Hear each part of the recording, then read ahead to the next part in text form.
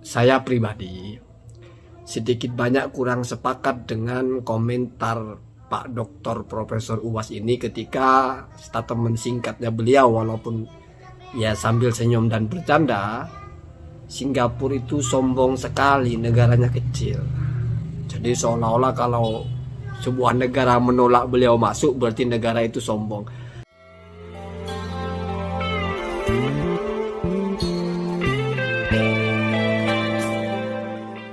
Assalamualaikum warahmatullahi wabarakatuh. Bismillahirrahmanirrahim. Allahumma sholli ala sayyidina Muhammadin wa ala alihi wa sahbihi ajma'in, amma ba'du. Ustadz Profesor Dr. Haji Abdus Somad atau Uwas heboh beredar berita dideportasi dari Singapura. Sementara pihak Singapura mengatakan, dan ini dikonfirmasi oleh kedutaan besar kita di Singapura, bahwa itu bukan dideportasi, tetapi dicekal atau dilarang untuk masuk.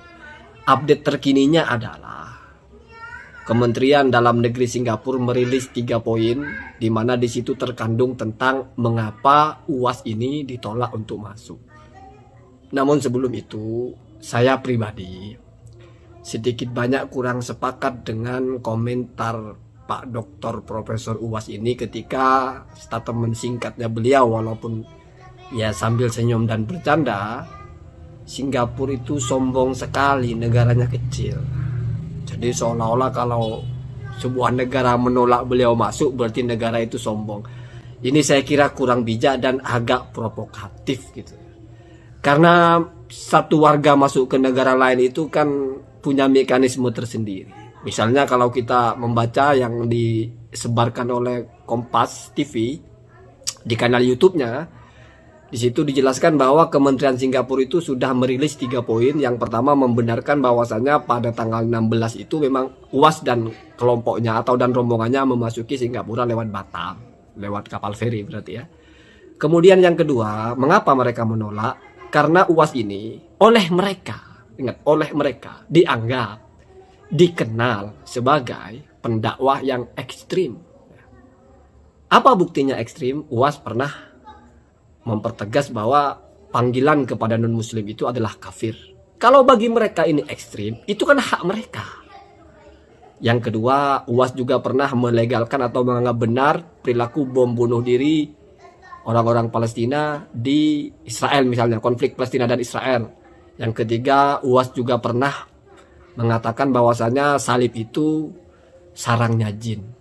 Bahkan ada poin lagi, UAS dianggap berpura-pura masuk ke Singapura sebagai kunjungan sosial atau bahasanya itu mungkin berlibur. Padahal bagi mereka dianggap, dikhawatirkan nanti UAS di sana akan melakukan dakwah atau akan memberikan ceramah-ceramah, di mana dikhawatirkan pula ceramah-ceramah itu mengandung muatan-muatan ekstrim, di mana catatan ekstrimnya bagi Singapura itu adalah ketika mengatakan orang non-muslim kafir itu sudah ekstrim bagi mereka. Membenarkan bom bunuh diri itu sudah ekstrim bagi mereka. Dan mengatakan salib itu adalah rumahnya setan atau rumahnya jin itu sudah ekstrim bagi mereka.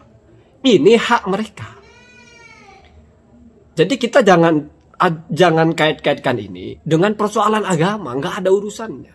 Mereka khawatir sehingga memutuskan untuk menolak. Ya itu kan rumah orang, bro. Rumah orang itu boleh menolak siapapun dengan standar yang ditetapkan oleh rumah tersebut. Kita juga bisa menolak siapapun yang datang ke negara ini kalau kita anggap tidak sesuai dengan standarnya. Ketika kita protes, UAS tidak ekstrim, UAS sudah terverifikasi bukan teroris, UAS tidak ada bukti teroris. Standar teroris dan bukan terorisnya kan berbeda. Standar ekstrim dan tidak ekstrimnya kan berbeda. Ini kan hal yang biasa. Tolak menolak itu biasa. Gak usah jauh-jauh, misalnya ada satu daerah atau satu kampung atau satu majelis menolak pendakwah Wahabi. Kalau bagi orang yang pro Wahabi menganggap kenapa harus ditolak, mereka ingin berdakwah, oke. Tapi yang punya masjid atau masyarakat di situ menganggap dakwah Wahabi ini sesuatu yang tidak boleh disebarkan di tempat itu sehingga pendakwahnya ditolak, kan biasa. Itu sudah nyata-nyata ingin berdakwah. Kalau dikomplain ke Singapura kan ingin berlibur. Nah, bahasanya orang Singapura dianggap berpura-pura, artinya masuk ingin berwisata itu dianggap sebagai kepura-puraan, di mana nanti sejatinya akan melaksanakan dakwah. Itu pun hak mereka untuk menilai. Jadi sebetulnya ini persoalan biasa saja gitu.